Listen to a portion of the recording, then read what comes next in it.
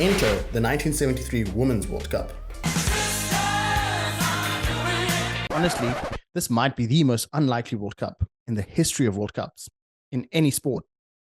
There had only been 5 men's ODI matches ever played at the time when the Women's World Cup started. Ever. First of all, the men had only played in 5 ODI matches to this point. In total, ever. The first women's ODI match was played in 1973, in the World Cup itself. The very definition of figuring it out along the way. The tournament was the brainchild of Sir Jack Hayward, an English businessman / philanthropist who was once the president of Wolverhampton Wanderers.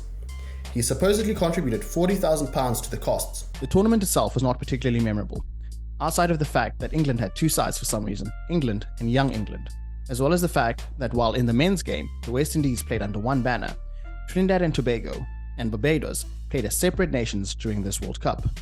There was also an international 11, which consisted of a hodgepodge of cricketers from the colonies. This hodgepodge included Australia and England, which doesn't make sense because Australia and England had their own teams. So why would there be cricketers from Australia and England in an international 11 when Australia and England are already internationals that are represented in this World Cup?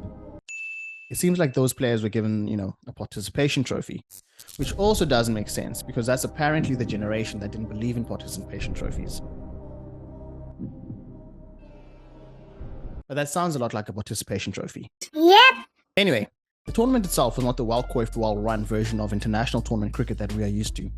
The pitches were subpar, the coverage was bare, and the coverage that was there was more focused on the marital status of the cricketers.